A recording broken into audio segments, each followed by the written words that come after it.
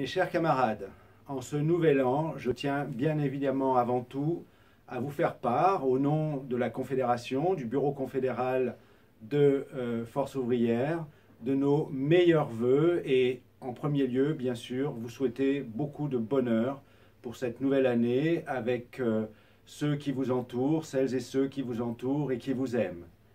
Mes chers camarades, nous sommes aussi des militants engagés. Nous croyons fermement au rôle de l'organisation syndicale pour le progrès social, pour la justice sociale et plus largement pour la démocratie, la République.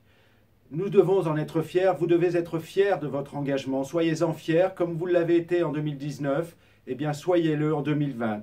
L'année 2019 a été rude de ce point de vue. Nous avons eu à faire face à des décisions des pouvoirs publics en particulier sur des questions sociales majeures.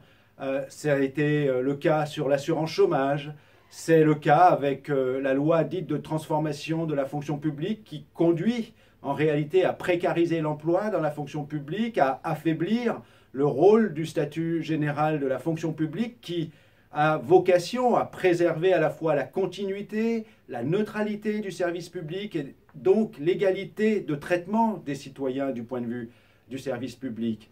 Et puis c'est bien évidemment malheureusement aussi le cas depuis de nombreux mois et en particulier toute cette fin d'année 2019, ce début d'année 2020 sur les retraites où nous n'avons eu d'autre choix. Nous avions pourtant prévenu suffisamment à l'avance.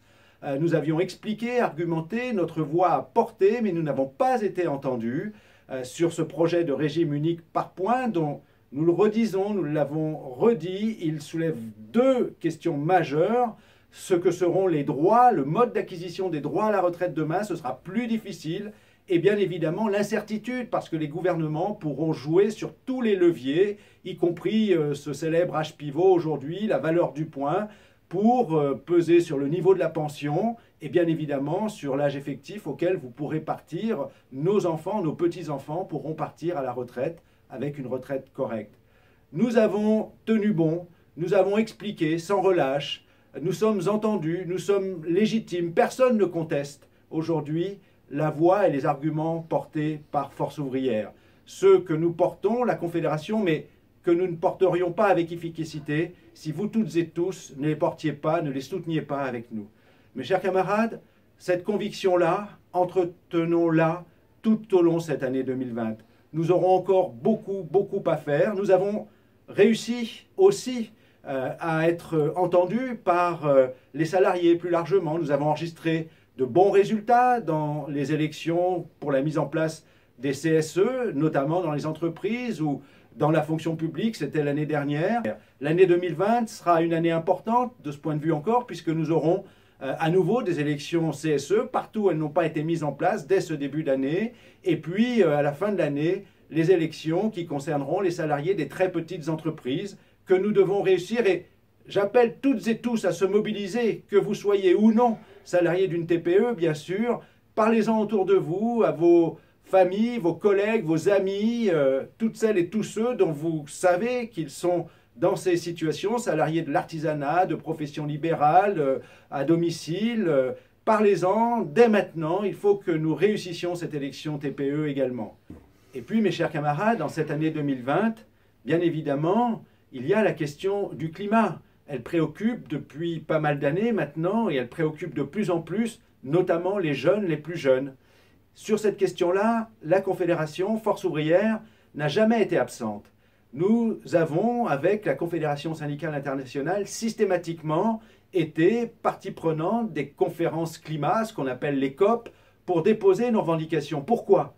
Parce que nous savons que sur le climat, les politiques qui sont nécessaires pour atténuer le réchauffement, voire pour s'adapter au réchauffement qui d'ores et déjà est là, eh bien ces politiques ne doivent pas concerner que ceux qui en ont les moyens. Elles ne peuvent pas laisser pour compte les salariés, leurs familles, les moins aisés.